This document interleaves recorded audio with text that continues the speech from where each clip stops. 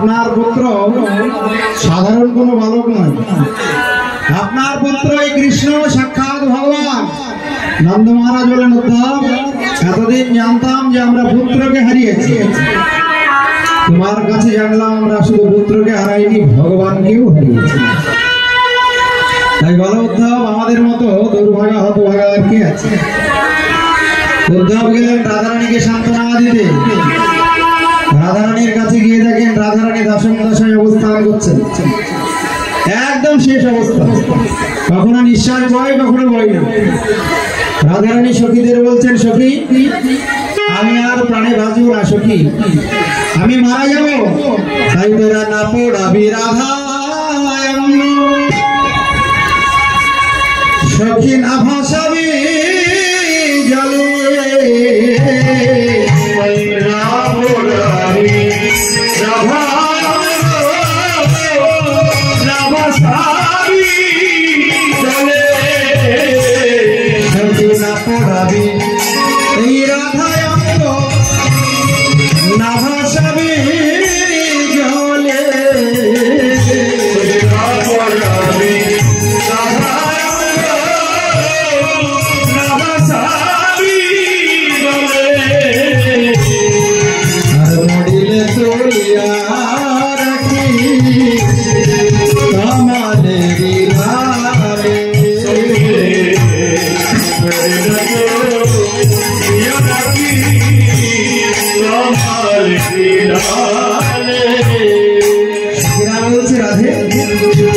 কামাল গাছে তুলে রাখলে বেঁধে রাখলে লাভটা কি? রাধারানী বলে, আমি মরেও বধূর সেবা করব। ভালোবাসা দেখো, কামাল গাছে আমার এই দেহটা যদি তোরা বেঁধে রাখিস, দেহপিণ্ড খসে খসে নিচে পড়বে, আর যেখানে পড়বে সেখানকার মাটি উর্বর হয়ে যাবে, আর উর্বর হলে ভালো ঘাস জন্ম নেবে, আর বধূ যখন মথুরা থেকে ফিরে এসে গোচারণে যাবে, ওই সুন্দর ঘাস বধুর গধেনু সেবা করবে, আর সেবা করে ভালো দুগ্ধ প্রদান করবে, আর এই ভালো দুগ্ধ থেকে ভালো ননি তৈরি হবে, বধূ আমার মনের আনন্দে ননি সেবা করবে। তাই মরিলে তো রাখি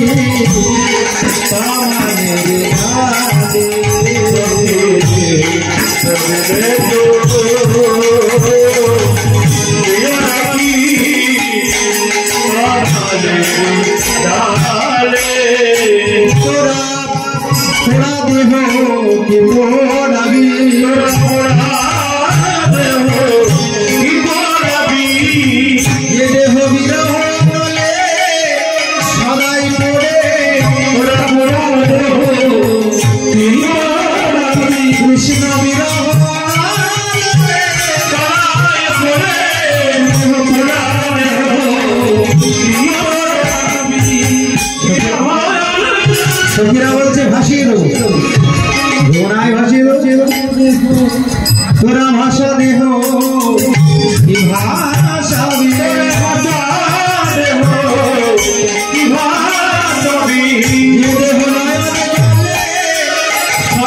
হাসে ভাষা দেহ সবাই হাসে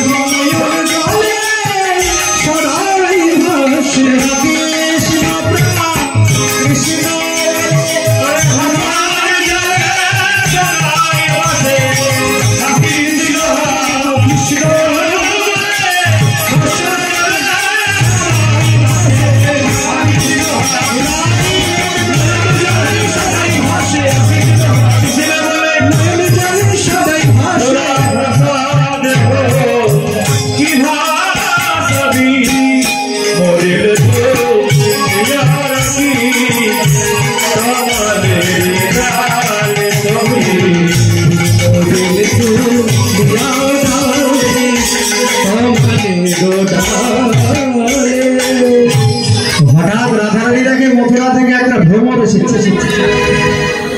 উদ্ধবকে মনে করছে কালো ভ্রমর, এই কালো ভ্রমর কি? ভ্রমর কইও গিয়া শ্রীকৃষ্ণ কি রহ অনলে। কি গানটা হবে না? হবে না? হ্যাঁ, শুধু গানই করি। টাইম তো হয়ে গেল 10টা, এখনো রুক্মিণী বিবাহ হয়েছে। মধুবকিতব বন্ধমায় শ্রীশাঙ্করিং সাপত্নঃ কুচো বিউলিত মালা কুঙ্কুমশ্রমের শিবিরনঃ বহতু মধিপতি স্নানমণিনাম প্রসাদম যদো সদো শিবিরম যস্য দতস্তমিত্রে মধুবকিতব বন্ধ মা শ্রীশাঙ্করিং সাপত্নঃ। দেখো ওই উদ্ধবকে কালো ভ্রমর মনে করে রাধারানী বলছে একদম চরণ স্পর্শ করবি না ভ্রমর। কি তব বন্ধু, তুমি কিন্তু কপটের বন্ধু। তোমার যে বন্ধু মথুরায় রাজা হয়ে বসে আছে সে বড় কপট, তার কথার কোনো দাম নেই। উদ্ধব বলছে কেন, কেমন কথার দাম নেই? বলছে তার গুণের কথা বলবো। তোমার বন্ধু, তোমার বন্ধুর গুণের কথা কি বলবো বলো? মৃগায়ুরিবঙ্গবিন্দ্র বিপ্রধি লুব্ধ ধর্মা শ্রিয়ম অকৃত বিরূপম সৃজিত কাময়া বলিমপি বলিমষ্ট বেষ্টয় ধ্বংসদ স্তদলমসিত সাক্ষয়ী দুস্তজস্ত।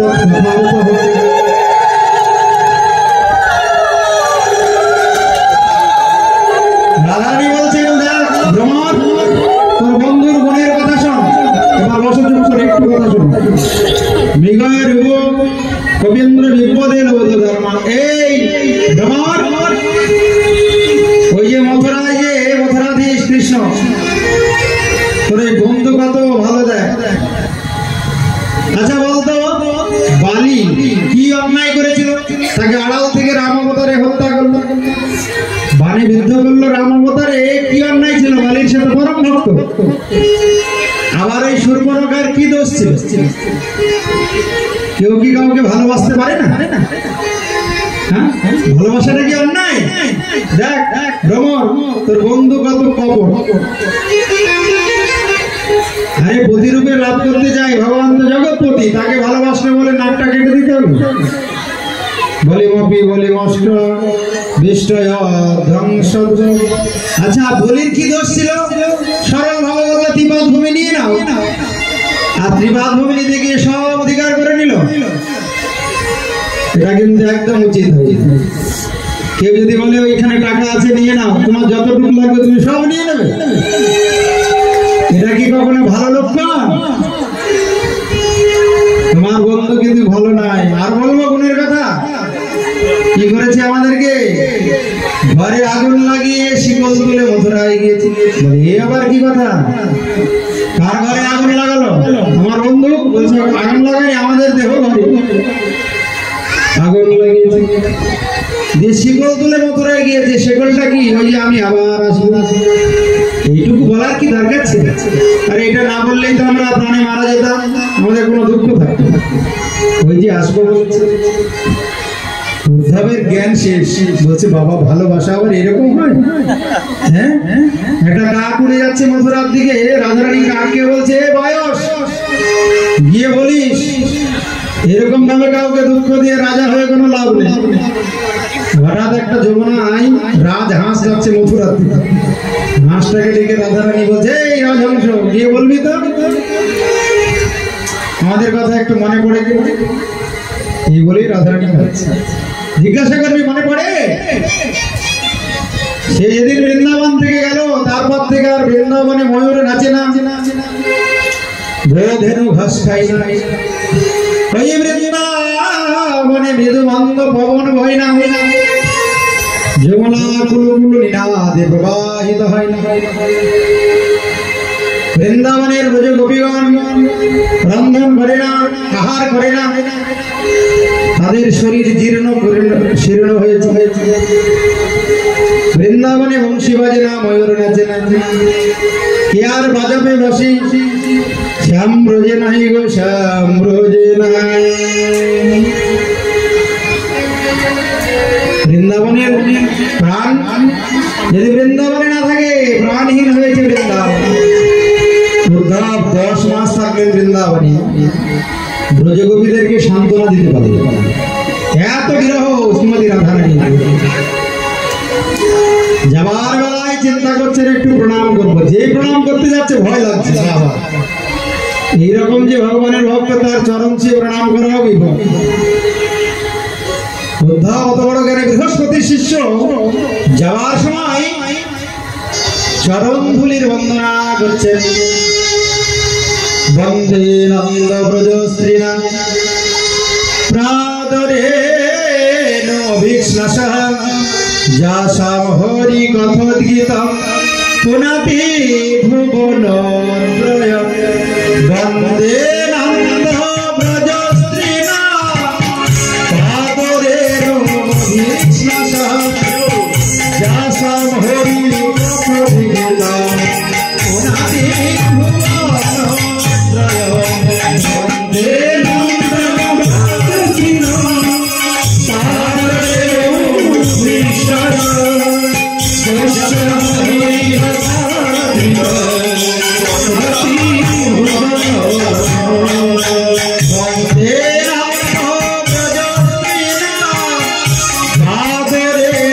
অভিষ্ণাসঃ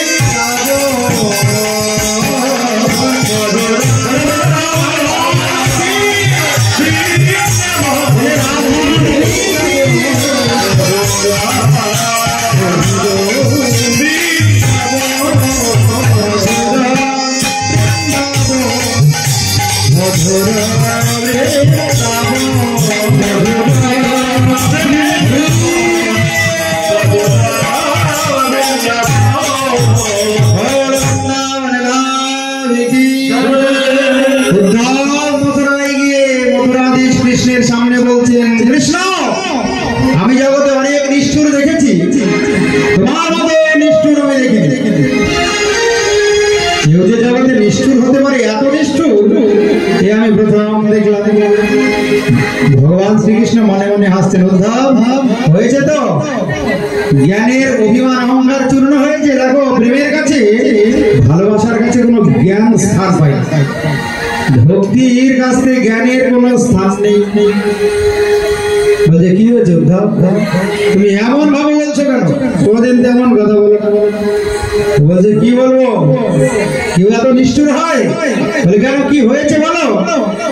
বলছে মুখে কি বলবো, চলো আমার সঙ্গে একটু গিয়ে দেখবে।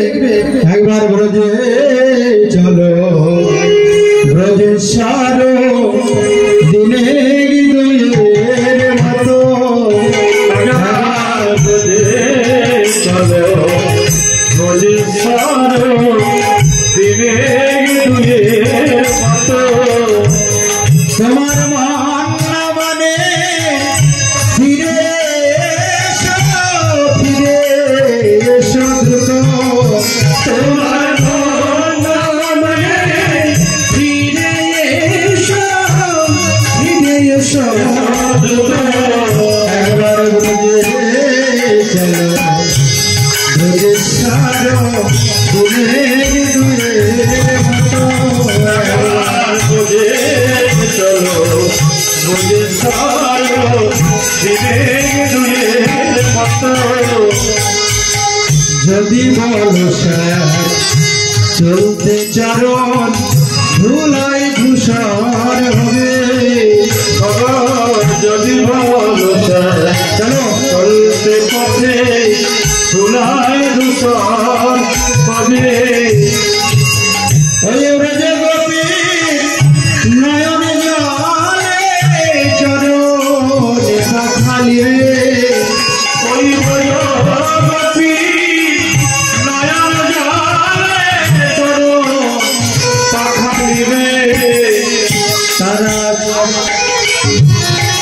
নয়ন কুম্ভ ধরে রেখেছে, নয়ন কুম্ভ ধরে রেখেছে, নারী চরণে ঢালবে বলে। নয়ন কুম্ভ ধরে রেখেছে ওই চরণে ঢালবে বলে ধরে রেখেছে ওই চরণে ঢালবে বলে তোকে গোবিন্দ প্রাণ গোবিন্দ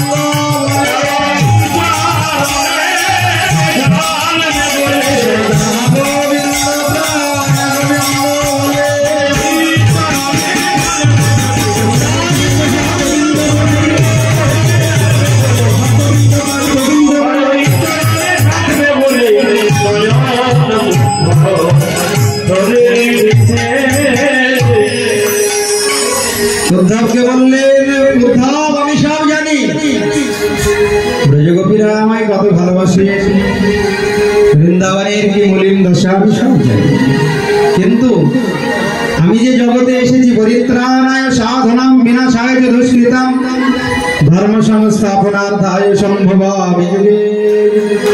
হয়ে গেল মথুরা লীলা 15 বৎসর। ভগবান চিন্তা করলেন এখনো জরাসন্ধ বেঁচে আছে, আবার যদি জরাসন্ধ আক্রমণ করে, ভগবান সমুদ্রকে ডাকলেন, ডেকে বললেন, সমুদ্র তোমার পক্ষে আমায় একটু জায়গা দাও, আমি তোমার পক্ষে নগরী নির্মাণ করতে চাই। সমুদ্র সস্বরূপে দর্শন দিয়ে বললেন, প্রভু আপনি আমার পক্ষে বিচরণ করবেন, এ তো আমার অহভাগ্য, নিত্য আপনার দর্শন পাবো, আমি অবশ্যই জায়গা দেব। সমুদ্র ভগবানকে জায়গা দিলেন, আর ভগবান শ্রীকৃষ্ণ বিশ্বকর্মাকে ডেকে আদেশ করলেন, বিশ্বকর্মা যাও সমুদ্রের পক্ষে তুমি সুন্দর নগরী নির্মাণ করো, আমি সবাইকে নিয়ে সমুদ্র পক্ষে বসবাস করি। বিশ্বকর্মা ভগবানের আদেশে সুন্দর নগরী নির্মাণ করলেন, আর ভগবান সব প্রিয়জনগণকে নিয়ে ওই মথুরা ত্যাগ করে দ্বারকায় গিয়ে উপস্থিত হলেন। রাজন এই সমুদ্র পক্ষেই হলো সোনার দ্বারকা, মথুরায় ছিলেন মথুরাধীশ, ভগবান দ্বারকায় গিয়ে হলেন দ্বারকাধীশ। বলো দ্বারকাধীশ ভগবান কি। রাজন বিদর্ভ দেশের রাজা ভীষ্ম বড় ধার্মিক ছিলেন, তার গৃহে একদিন দেবর্ষিবাদ নারদ গিয়ে ভগবান শ্রীকৃষ্ণের নামরূপ গুণ লীলা বর্ণন করে। কৃষ্ণ কত সুন্দর, আর এই নামরূপ গুণ লীলা শ্রবণ করে তার ছোট্ট একটি কন্যা রুক্মিণী নারদের মুখে ভগবানের নামরূপ গুণ লীলা শ্রবণ করেই ভগবানকে ভালোবাসে। দেবর্ষিবাদ নারদ বলেছিলেন, দেখো একটা মান দিয়ে একজনকেই ভালোবাসে, আর এমন একজনকে ভালোবাসতে হবে যাকে ভালোবাসলে কোনোদিন দুঃখ পেতে হবে। সে ভালোবাসার জন্য মানুষ এই জগতে নেই, এক ভগবান, যে জন্ম জন্মান্তরে লাভেন এই জগতে যাকে ভালোবাসবে তার থেকে দুদিন আগে আর পরে দুঃখ পাবে, কারণ এই সংসার হলো দুঃখালয় অশাশ্বত। যার প্রতি যত ভালোবাসা সেখান থেকে দুদিন আগে আর পরে দুঃখ অধিক আসবে। রুক্মিণী এই কথা শুনে ছোটবেলা থেকে এই কৃষ্ণকে মনে মনে প্রতিরূপে ভালোবেসেছিলেন। প্রত্যেক দিন পূজা করতেন, সেবা করতেন, আর ভগবানকে জানাতেন কবে কৃষ্ণ ধন পাবো, হিয়ার মাঝারে থব আমার জোড়াইবে তাপিত।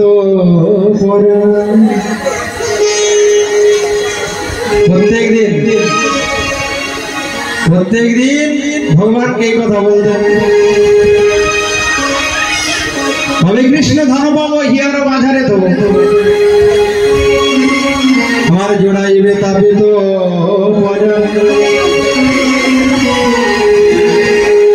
আমি সাজাইয়া দিব হিয়া বসাইব প্রাণ প্রিয়া নিরখিব চন্দ্র বয়া। প্রত্যেক দিন কৃষ্ণের পূজা করতেন আর কৃষ্ণকে কথা বলতেন। দেখতে দেখতে বিবাহ যজ্ঞ হলো। ভীষ্ম আর বড় ভাই রুক্মী জোর করে বিবাহ ঠিক করলে ওই শিশুপালের সঙ্গে বিবাহ ঠিক করলে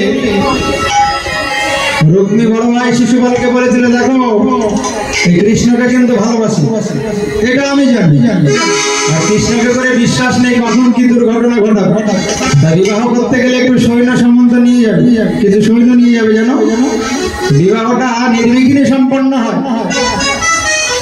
আর এদিকে বিবাহযোগ্য হয়ে অম্বিকা মন্দিরে নিত্য পূজা দিতে যান ওই অম্বিকা দেবী যোগমায়াকে বলেন কাত্তায়নি মহামায়া মহাজগন্নাথেশ্বরী নন্দ গোপসুতাম দেবী পতি মে কুরুতে নমঃ। হে মা কাত্তায়নি, ওই ভগবান শ্রীকৃষ্ণকে যেন আমি পতি রূপে লাভ করতে পারি। দেখতে দেখতে বিবাহের দিন উপস্থিত, সানাই বাজছে, সানাই বেজে উঠেছে। বিবাহের সানাই বাজছে, চারিদিকে বিবাহের সানাই বাজছে।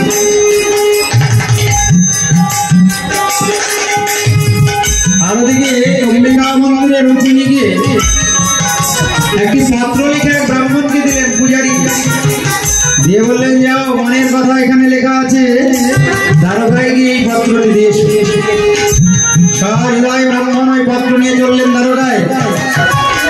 দ্বারকায় উপস্থিত হয়ে যে পত্র দিয়েছে, ভগবান শ্রীকৃষ্ণ তাকে ছোটবেলা থেকে ভালোবাসে প্রতিরূপ, আজকেই তার বিবাহ। যে পত্রটা দুদিন আগে দিতে পারো না,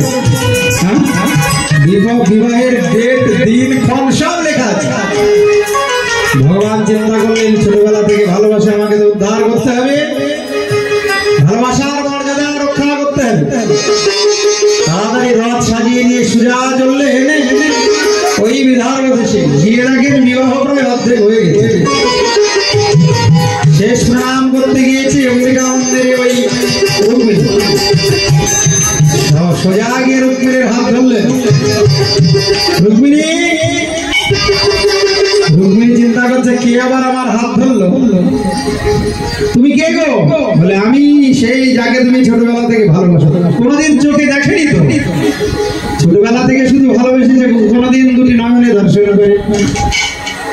আমি সেই দ্বারকাধীশ কৃষ্ণ, যার জন্য তুমি অম্বিকা মন্দিরে এসে অম্বিকা দেবীর কাছে প্রার্থনা করেছো। নন্দ গোপসুতাম দেবী পতি মে কুরুতে নমঃ। বলে এখন আর এসে লাভটা কি? অর্ধেক তো বিবাহ হয়ে গেছে, বর তো এসে গেছে। ভগবান বললেন আমি সমর্থবান, এখান থেকেই তোমাকে হরণ করে নিয়ে যাবো। নিয়ে গিয়ে দ্বারকায় গিয়ে যথাবিধি অনুসারে বিবাহ হলো। সর্বসমক্ষে রুক্মিণীকে হরণ করে নিয়ে গিয়ে রথে বসালেন। শুরু হলো যুদ্ধ।